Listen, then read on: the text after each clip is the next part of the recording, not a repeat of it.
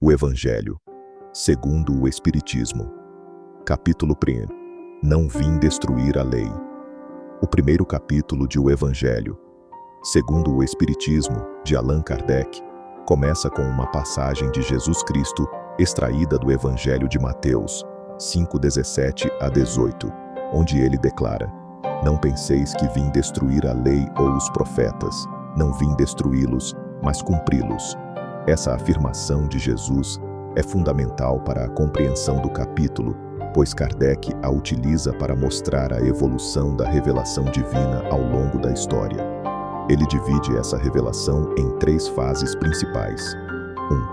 1. Moisés e a lei divina, representando o período inicial da revelação, marcado por um Deus severo e legislações rígidas.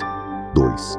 Jesus Cristo e o amor, a segunda fase, onde a ênfase passa a ser a moral, a caridade e a renovação espiritual. 3. Espiritismo e a consolidação da verdade.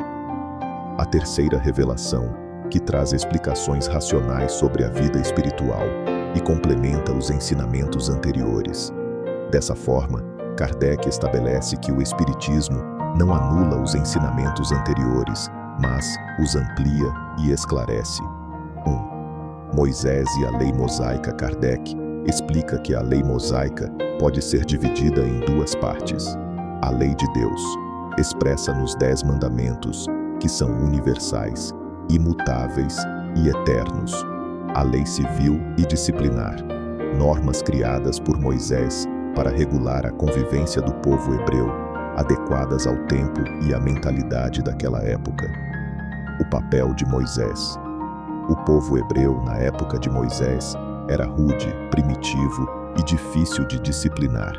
Através de uma legislação severa e detalhista, Moisés impôs regras de conduta e punições para conter os impulsos violentos da sociedade.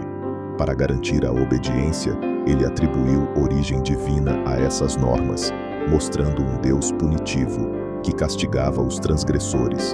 Porém, Kardec destaca que essas normas eram temporárias e deveriam ser modificadas conforme a evolução da humanidade.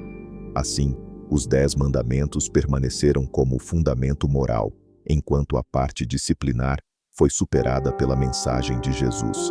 2. Jesus Cristo e a transformação da lei.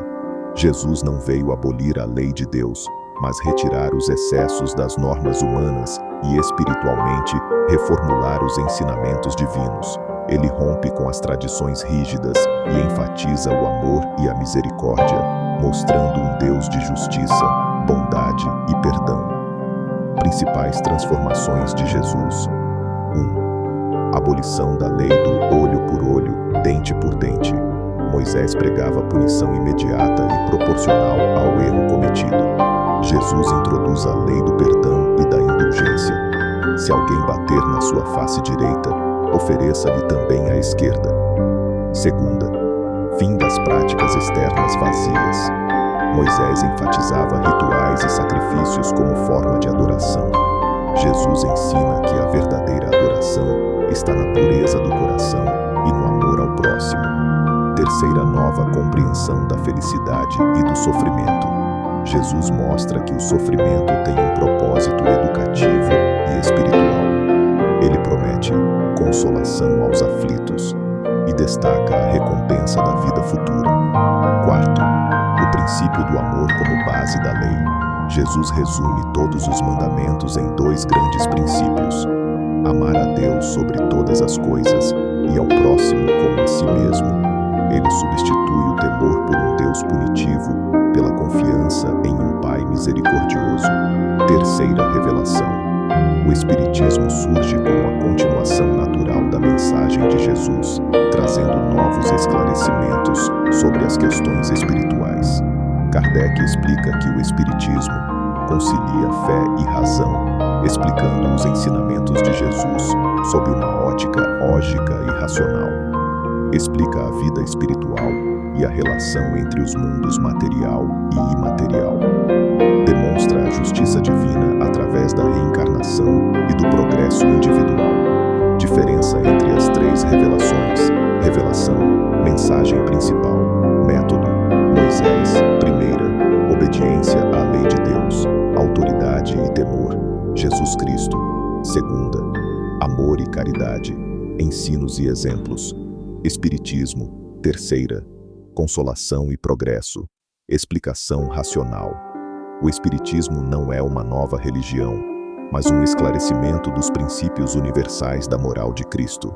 Assim como Jesus retirou os excessos da lei mosaica, o Espiritismo busca explicar e aprofundar a moral cristã. Quarto, a aliança entre ciência e religião. Um dos pontos mais importantes deste capítulo é a união entre religião e ciência. Kardec afirma que a verdade não pode ser contraditória e que a fé deve ser compatível com a razão. Segundo ele, a ciência revela as leis do mundo material. A religião revela as leis do mundo moral. O Espiritismo une ambas, demonstrando que as leis de Deus regem tanto o mundo físico